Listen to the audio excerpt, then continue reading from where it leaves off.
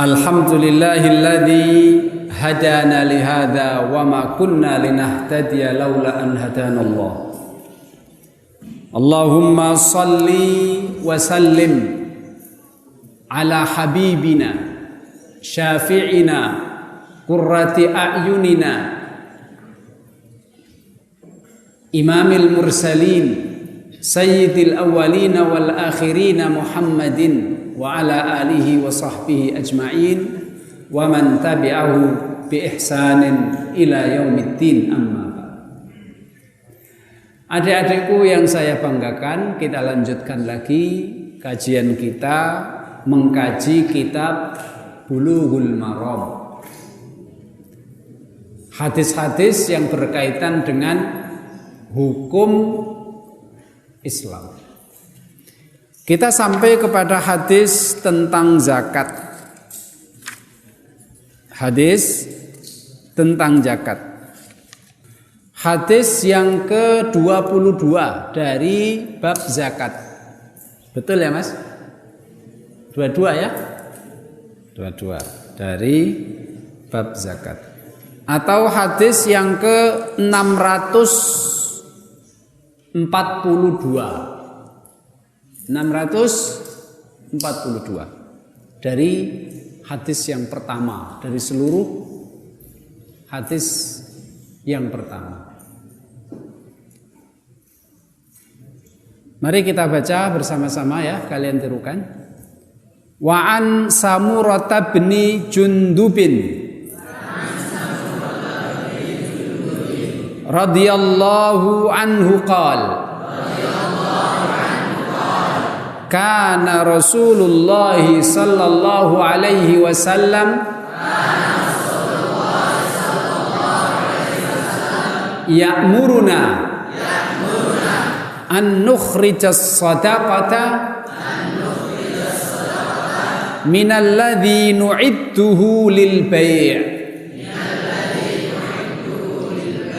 Rawahu Abu Dawud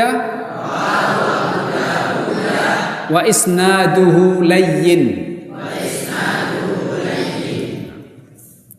Keterangan dari sahabat Samurah bin Jundub radhiyallahu taala anhu, ia berkata, kana Rasulullah sallallahu alaihi wasallam ya'muruna. Dulu Rasul sallallahu alaihi wasallam menyuruh kita an nukhrija, untuk mengeluarkan as-sadaqata, zakat. Minalladzi, dari barang-barang nu'idduhu, yang kita persiapkan lil bai'i, untuk dijual. Hadis ini diriwayatkan oleh Imam Abu Dawud, tapi sanadnya layyin, sanadnya lemah. Kenapa sanadnya lemah? Karena salah satu riwayat hadis ini, yaitu yang bernama, salah satu rawi dari hadis ini yang bernama Sulaiman bin Samurah. Sulaiman bin Samurah bin Jundub. Jadi anaknya Samurah, namanya Sulaiman ini. Sulaiman bin Samurah. Sulaiman bin Samurah ini banyak orang yang tidak mengetahui biografinya. Sulaiman bin Samurah ini banyak orang yang tidak mengetahui biografinya. Dia itu seperti apa? Hafalannya kuat atau tidak? Hafalannya lemah atau tidak? Banyak yang nggak tahu. Karena dia tidak diketahui kondisi hafalannya, dia itu kayak apa. Makanya hadis ini dinyatakan sanadnya lemah.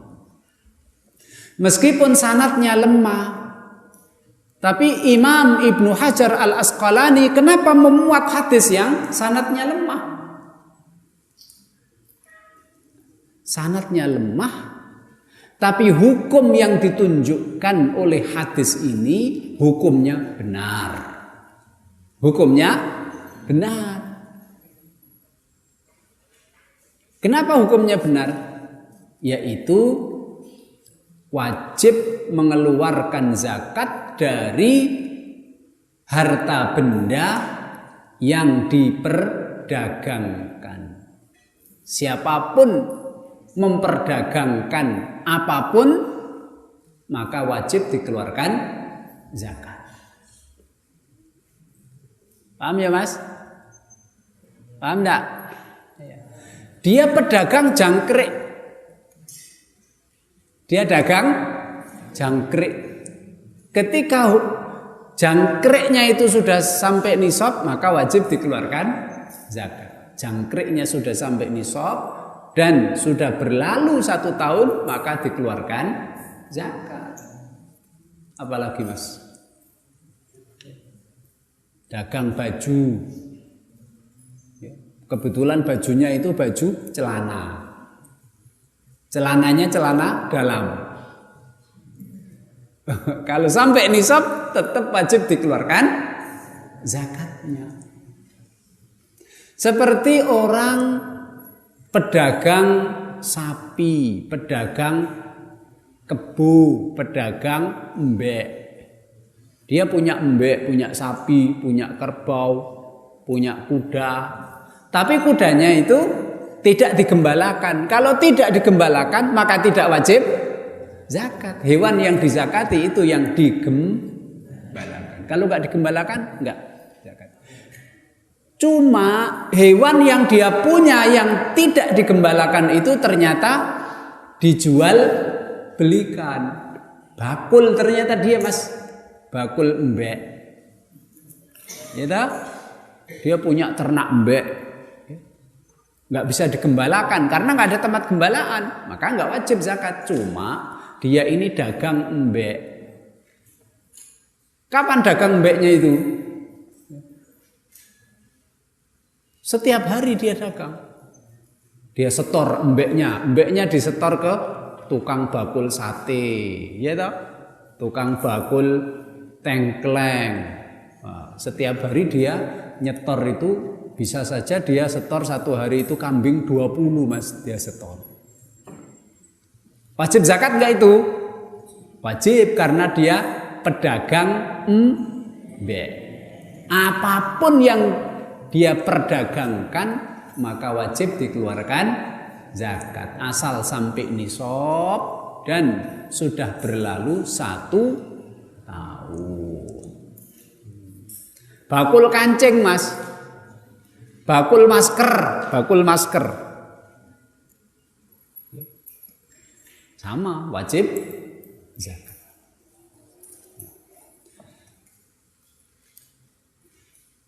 Kewajiban zakat ini diambil dari firman Allah Subhanahu wa taala surat Al-Baqarah ayat 267. 267. Wa anfiku min thayyibati ma kasabtum wa mimma akhrajna lakum minal ard. Anfiku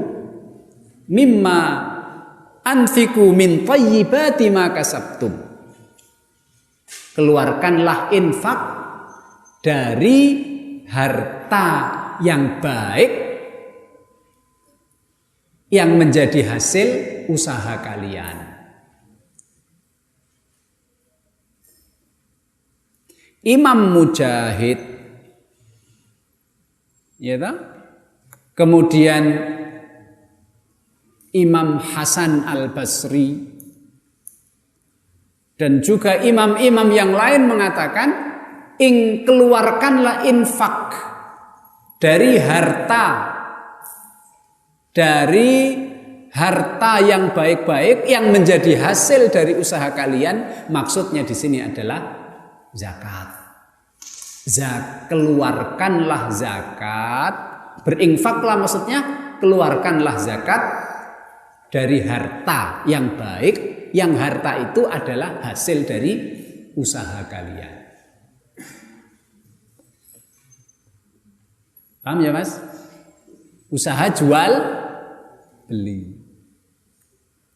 Kalau begitu, ketika Imam Mujahid dan Imam Hasan mengatakan ini adalah merupakan perintah mengeluarkan zakat dari harta benda yang diperdagangkan. Kalau begitu, kita bisa ngambil kesimpulan. Harta yang kita miliki, yang menjadi hasil dari usaha kita, seperti seorang itu punya profesi jadi dokter, spesialis, itu kan bayarannya setiap bulan itu puluhan juta. Berarti juga harus dikeluarkan zakatnya kalau begitu. Profesi pengacara, lawyer, pengacara, bukan pengangguran banyak acara, bukan. Pengacara yang betulan, itu setiap hari itu kalau pengacara yang luar biasa itu dihitung kerjanya itu per jam. Per jam itu dihitung berapa juta atau berapa ratus ribu, tinggal ngalikan, Mas. Nah, itu masuk ke situ. Keluarkan zakat dari harta, yang harta itu merupakan hasil usaha. Berarti usaha dagang dan juga usaha kerja. Termasuk usaha sewa menyewa. Sewa menyewa itu juga dia itu menjual, Mas. Orang menyewakan itu juga menjual. Bukan menjual barang, tapi menjual jasa. Gitu? Orang menyewakan itu yang dijual bukan barangnya, tapi yang dijual adalah manfaatnya atau jasanya. Itu juga harus dikeluarkan zakat. Zakat dari keuntungan. Zakat dari keuntungan. Kalau orang nyewa mobil, nyewa alat-alat pengantin, nyewa gedung dan sebagainya, zakatnya dikeluarkan dari hasilnya, bukan dari barang yang disewakan, bukan, tapi hasilnya. Paham ya? Profesi juga begitu. Dia pengacara, duitnya banyak. Dia jadi anggota dewan, duitnya banyak. Dia jadi apa begitu profesi, dokter spesialis, spesialis tulang, spesialis syaraf, spesialis mata. Contoh. Maka juga uang yang dihasilkan itu juga harus dikeluarkan zakatnya. Jadi anfiqu min thayyibati ma razaqnakum, zakat, keluarkanlah zakat dari hasil dagang kalian. Wa mimma akhrajna lakum minal ard, dan keluarkanlah zakat dari hasil tanaman yang kalian tanam. Berarti wa mimma akhrajna lakum minal ardi, ini menunjukkan wajibnya zakat pertanian. Kemarin sudah kita bahas apa saja yang wajib dikeluarkan.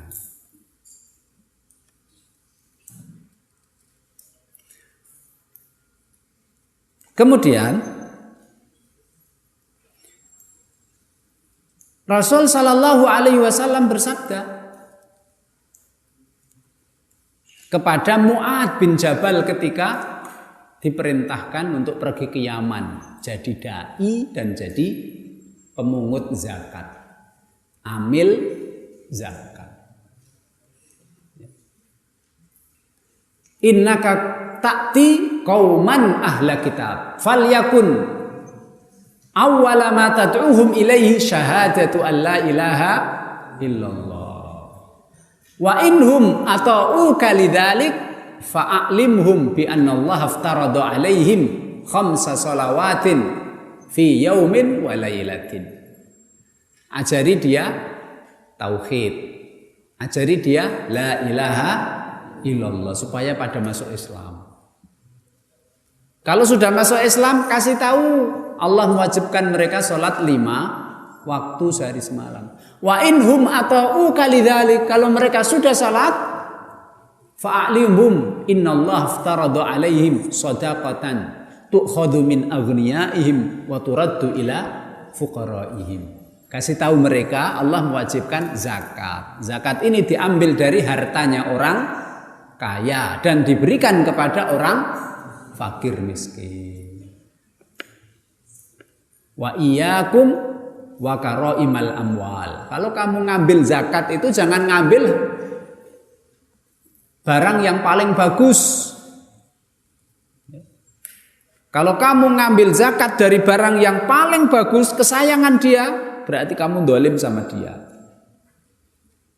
Wattaqu da'watal madlum, hati-hati doanya orang yang dolim. Fa innahu laisa bainahu wa bainallahi hijab. Antara Allah dengan doanya orang yang dolim ini tidak ada pembatas. Pasti Allah mengabulkan. Meskipun orang dolim ini bukan orang Islam, orang kafir. Orang kafir kamu dolimi, dia doa, kena lo. Paham ya? Itu. Nah, berarti Allah mewajibkan harta mas, uang, saya punya uang nih. Sampai nisab, sudah berlalu 1 tahun, wajib zakat. Apalagi barang. Yang barang itu kalau diperdagangkan, insya Allah akan semakin bertambah banyak. Orang kalau berdagang, semakin rugi atau semakin banyak duitnya mas? Pedagang itu semakin bertumbuh uangnya, hartanya semakin banyak. Dulu punya swalayan 1, 5 tahun punya swalayan 2, 5 tahun lagi punya swalayan 3, 5 tahun lagi punya swalayan 4, 5 tahun lagi orangnya mati. Swalayannya nggak di paham ya? Nah, jadi harta yang didagangkan itu akan semakin bertambah. Ketika harta semakin bertambah, harus dikeluarkan zakatnya. Harus dikeluarkan zakatnya. Jadi meskipun hadis ini sanadnya lemah, tapi hadis ini maknanya sama dengan makna Al-Quran, sama dengan makna hadis Nabi Muhammad Sallallahu Alaihi Wasallam. Dan yang mengatakan harta yang diperdagangkan itu wajib dikeluarkan zakat, itu seluruh sahabat dan seluruh tabi'in. Seluruh sahabat, seluruh tabi'in mengatakan harta kalau diperdagangkan, apapun barangnya kalau diperdagangkan, wajib dikeluarkan zakat. Setuju? Setuju. Sekarang zakatnya gimana mas? Ngeluarin zakatnya itu. Caranya satu.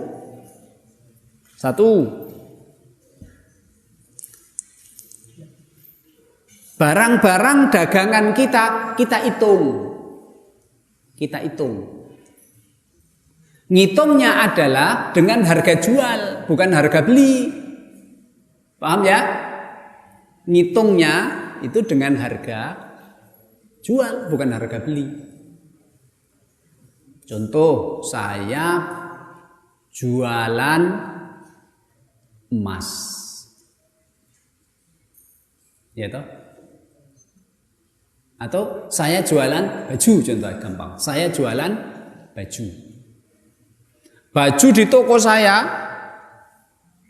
5 toko saya, 5 swalayan baju saya itu, semua baju-baju pakaian saya hitung harganya berapa.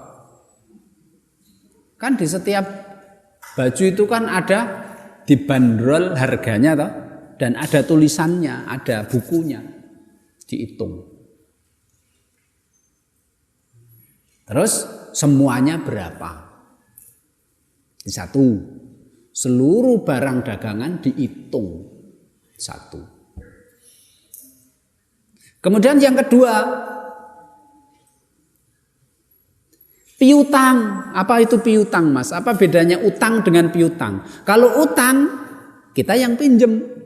Kalau piutang orang lain yang pinjem. Nah, kita lihat kita punya piutang enggak? Artinya orang lain pernah minjem duit ke kita enggak? Ternyata ya kan, teman saya di sana pinjem uang. Terus saudara saya di sana pinjam uang. Ya toh. Rekan, partner bisnis saya di sana belum bayar. Dia ngambil barang tapi belum bayar. Jadi orang-orang yang punya uang kita, maksudnya uang kita yang dipinjam orang itu juga dihitung. Paham ya Mas? Nah, kalau orang yang pinjam uang kita itu orangnya mudah untuk membayar, orangnya kaya, seandainya kapan saja kita minta, kembalikan, pasti dia bisa kembalikan. Itu yang dimasukkan ke hitungan zakat. Kalau uang kita dipinjam orangnya itu kere Mas. Seandainya kita minta, Mas, balikin uangnya, balikin itu, bayar utangnya. Dia, ntar dulu Pak, saya lagi susah ini. Itu tidak usah dihitung. Karena dia kesulitan bayar. Orang-orang uang kita yang dipinjam orang, yang orang itu gampang bayarnya, itu yang dihitung. Nomor berapa itu? Nomor 2. Sekarang yang nomor 3. Siapa tahu nanti kalian jadi pedagang semua ya. Dagang jangkrik, dagang belalang. Boleh nggak dagang belalang Mas? Boleh aja. Siapa tahu ekspor ya tak? Ekspor belalang. Belalang sembah. Yang nomor 3 Mas, yang termasuk digabungkan. Uangmu yang kamu simpen itu dimasukkan ke hitungan zakat juga.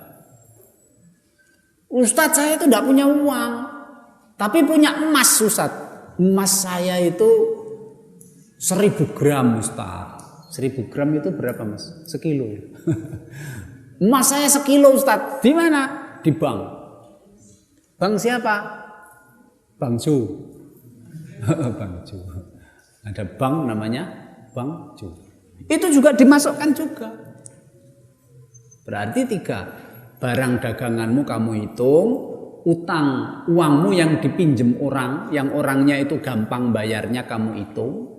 Yang nomor 3, uangmu, emasmu juga kamu hitung. Berarti 3. Kalau sudah kamu hitung, kok sampai nisab? Berapa nisabnya Mas? Nilai atau harga 85 gram emas.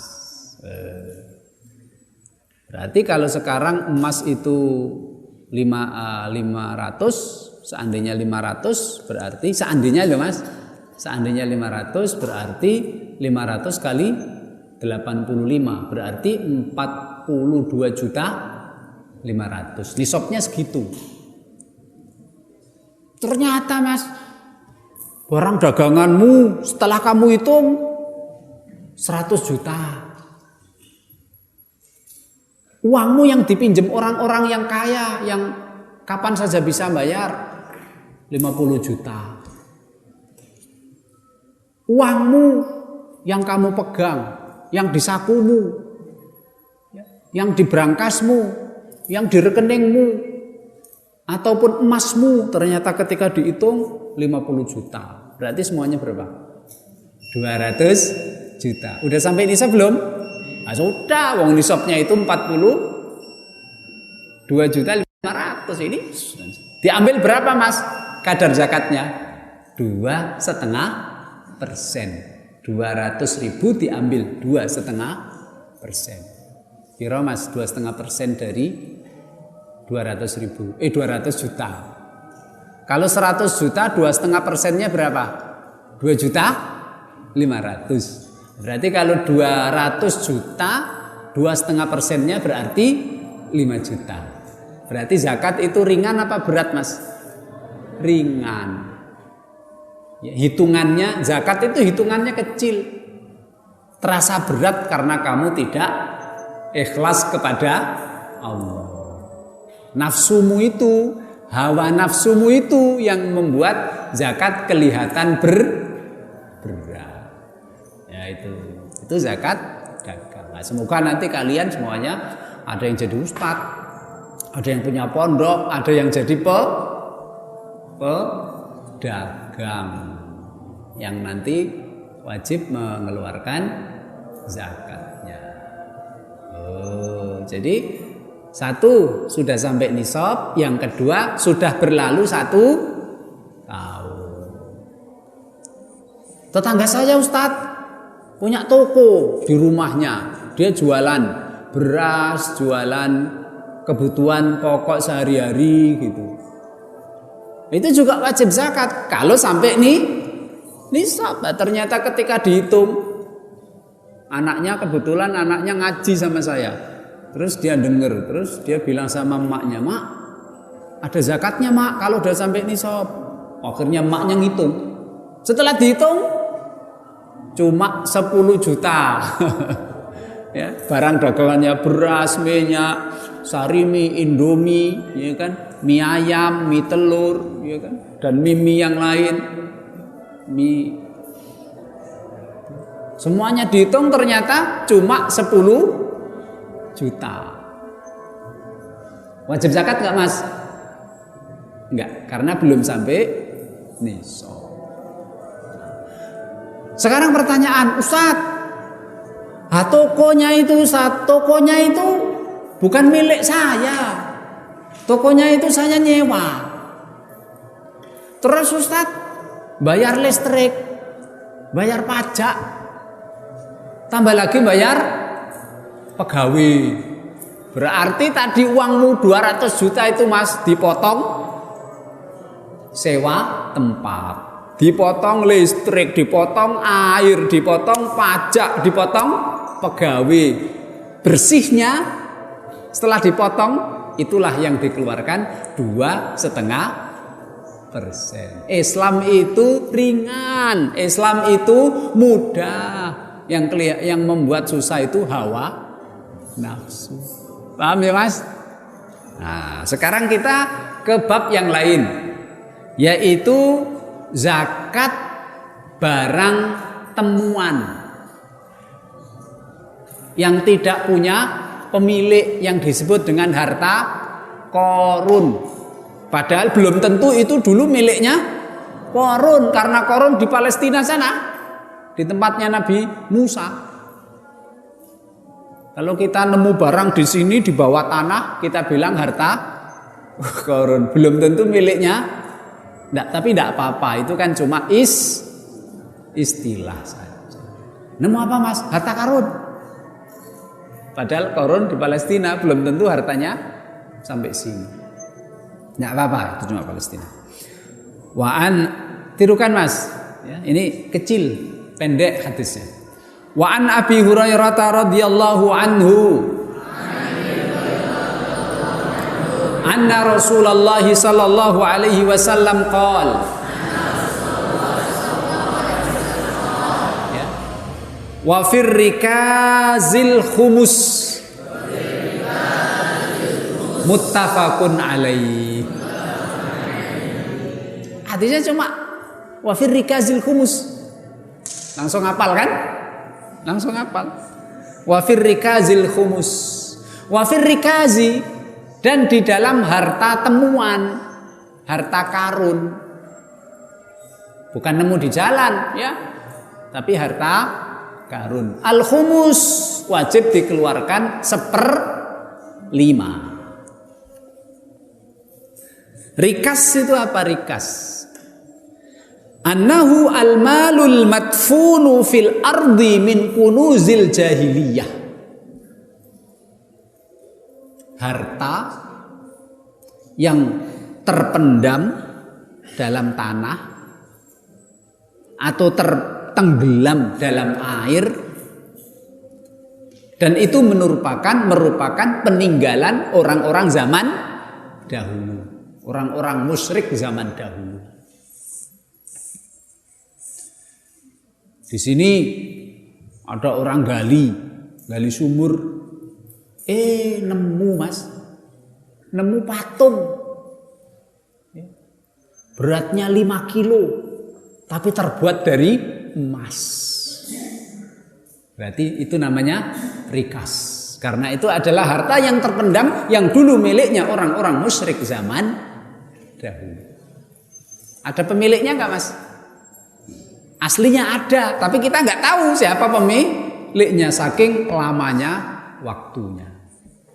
Itu namanya harta karun, bahasa Arabnya rikas. Kalau nemu seperti itu wajib mengeluarkan 1/5 sebagai zakat. Dia nemu kotak segini isinya emas. Itu. Kebetulan emasnya itu, koin emasnya itu sekotak segini, Mas. Dia gali sumur, nemu. Setelah dibuka langsung dia pingsan. Karena isinya emas. Setelah itu siuman kembali. Nah, ternyata setelah dihitung koinnya itu berapa? 100 biji emas semua. Berarti berapa yang harus dikeluarkan? 1/5-nya 100 berapa? 20. Dia harus ambil 20 terus diberikan sebagai zakat.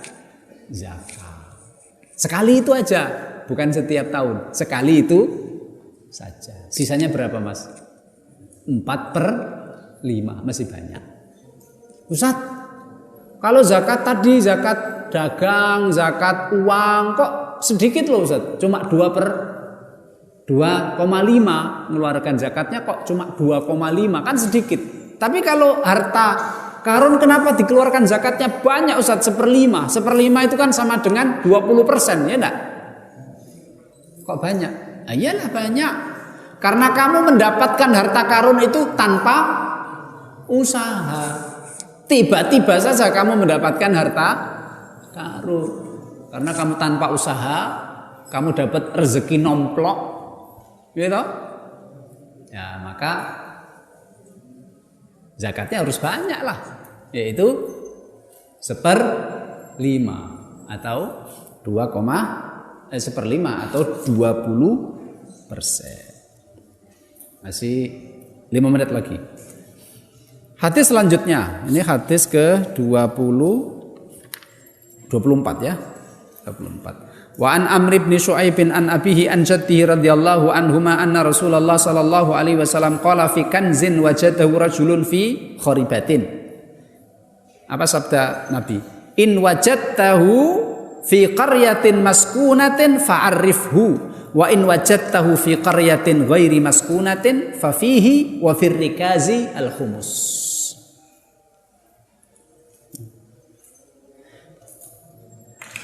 Dari sahabat Abdullah bin Amr bin As, Amr bin Shu'aib. Amr bin Shu'aib dari bapaknya namanya Shu'aib, dari kakeknya namanya Abdullah bin Amr bin As. Jadi Shu'aib bin Amr bin Shu'aib bin Abdullah bin Amr bin As. Ya. Anna Rasulullah qol, Rasul bersabda, fi rajulin, mengenai seorang laki-laki, fi kanzin, tentang harta karun, wajadahu, yang ditemukan, rajulun, oleh seorang laki-laki, fi kharibah. Kharibah itu kampung yang sudah ditinggalkan penghuninya, kampung yang sudah rusak, termakan waktu, sudah ditinggalkan oleh penghuninya. Apa sabda Nabi? In wajadtahu, jika kamu menemukan harta temuan, harta karun, fi qaryatin maskunah, kok kamu temukan di kampung yang ada penduduknya, fa'arifhu, maka umumkan siapa ini, milik siapa ini, umumkan. Karena kampungnya itu ada penghuninya. Siapa tahu ada penduduk yang memang sengaja menyembunyikan hartanya di situ. Wa in wajadtahu, jika kamu temukan harta karun, fi qaryatin ghairi maskunah, di kampung yang sudah tidak dihuni. Contoh Mas. Ya. Reruntuhan bekas tempat tinggalnya kaum Samud. Ya, dia itu di Madinah ke utara, bekas peninggalan kampungnya kaum Samud. Kamu nemu di situ, berarti itu harta karun. Baik harta itu di bawah tanah atau di luar atau di atas tanah, berarti itu harta karun karena kampungnya nggak dihuni. Ternyata Mas kamu dapat harta karun di sini. Di sini nih mana kampungnya namanya? Kampung apa namanya? Karangkajen. Kamu baru gali 1 meter dapat kotak. Kotaknya masih baru, ada tulisannya. Nah, berarti nggak boleh dianggap sebagai harta karun. Harus kamu kembalikan kepada tulisannya itu. Ternyata tulisannya itu Ustadz Sulaiman. Nah, kamu kasihkan sama Ustadz Sulaiman. Paham ya Mas? Gitu. Apalagi kamu nemu barang di atas tanah. Ada dompet di situ. Kamu keluar ke situ main poli, ada dompet Mas. Alhamdulillah, rezeki nemu dompet. Setelah dibuka dompetnya isinya uang $1.000. $1.000 itu berapa Mas?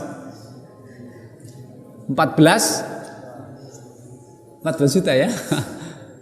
Iya, $1.000 14 juta. $100 1.400.000. Kalau 1.000 14 juta. Kalau karena kamu temukan ini di kampung Karangkajen ada orangnya, nggak boleh kamu anggap sebagai harta karun. Oh, harta karun, berarti saya ambil 1/5 zakat, 4/5 untuk saya. Nggak boleh. Yang wajib adalah fa'arifhu, umumkan. Oh, bisa kamu umumkan sendiri atau bisa kamu serahkan kepada Pak RT atau Pak Lurah supaya Pak RT Pak Lurah mengumumkan. Paham ya Mas? Itulah bedanya harta karun yang ditemukan di kampung yang masih dihuni dan harta karun yang ditemukan di kampung yang sudah tidak berpenghuni. Nah, insya Allah masih satu bab, ya, masih satu bab. Dan harta karun itu Mas tidak perlu nisab, ya. Harta karun nggak perlu nisab. Seberapapun kamu dapat wajib dikeluarkan 1/5, nggak perlu nisab. Tulis ya, tidak perlu nisab. Ya. Dapat pulpen dari emas. Ini kalau dijual ini ternyata paling laku 20 juta. Kan belum sampai nisab itu, tapi wajib dikeluarkan 1/5. Paham ya Mas? Nah, insya Allah masih ada satu bahasan. Ustaz, bagaimana dengan barang tambang? Barang tambang, ya, tambang emas. Kalau tadi kan harta karun, tambang emas, tambang perak, tambang timah, ya, tambang apa lagi Mas? Tambang nikel, tambang biji besi, tambang minyak bumi, ya, itu zakatnya bagaimana? Insya Allah kita bahas pada kesempatan yang akan datang. Ada pertanyaan? Subhanakallahumma wa bihamdika asyhadu an la ilaha illa anta astaghfiruka wa atubu ilaik. Assalamualaikum warahmatullahi wabarakatuh.